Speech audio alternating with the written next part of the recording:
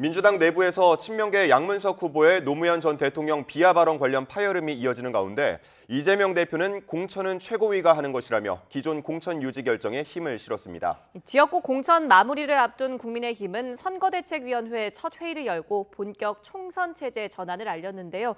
국회에 연결해 보겠습니다. 박광열 기자. 네, 국회입니다. 이재명 대표가 사실상 양 후보의 공천 유지 뜻을 거듭 밝혔죠. 네, 그렇습니다. 양문석 후보 공천 유지 결정에 대한 당 일각의 반발이 이어지는 가운데 이재명 대표는 이 공천은 최고위원회가 하는 것이라고 말했습니다.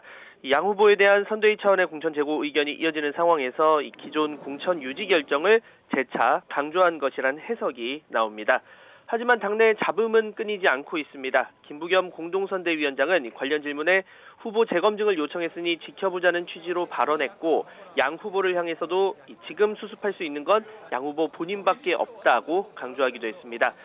앞서 DMZ 목발 경품 발언 등으로 정봉주 후보가 낙마한 서울 강북을에선 차점자 박용진 의원 대신 다시 공천 과정을 거치는 것을 두고도 반발이 여전합니다.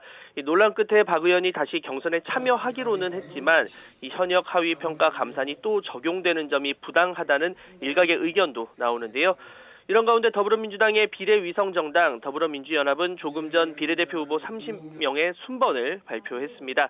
여성 16명, 남성 14명으로 1번은 서미화 전 국가인권위 비상임위원, 2번은 위성락 전 주 러시아 대사관 대사, 3번은 백승하 더불어민주연합 공동대표 등이 차지했고 비례대표 재선에 도전한 용해인 의원은 당선 안정권인 6번을 받아들었습니다.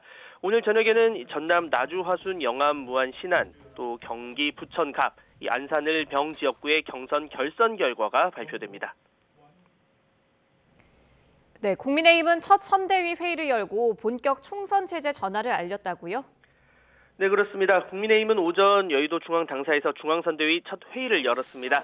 한동훈 총괄선대위원장 주재로 나경원, 안철수, 원희룡, 윤재옥 공동선대위원장과 장동혁 총괄본부장 등이 참석했는데요. 한 위원장은 민주당과 조국혁신당, 진보당 등을 대한민국을 후진시키려는 범죄 연대 세력이라고 비판하며 이번 총선에서 반드시 막아내겠다고 강조했습니다. 최근 여론조사에서의 지지율 동향과 함께 또 수도권 위기론이 재차 불거지면서 관련 논의가 있을지에도 관심이 쏠렸는데요. 선대위 측은 실무적인 측면 이외에 이중섭 호주대사 임명, 출국 등과 관련한 논의는 없었다고 전했습니다. 마무리 단계에 접어든 공천 작업과 관련해서는 결선을 진행했던 지역구 3명의 후보자가 추가로 확정됐습니다. 경북 구미을에선 강명구 전 대통령실 국정기획비서관, 경기 포천 가평은 김용태 전 청년최고위원, 대전 중구는 이은건 전 의원이 본선행을 확정했습니다. 구미을 현역 김영식 의원은 탈락했습니다.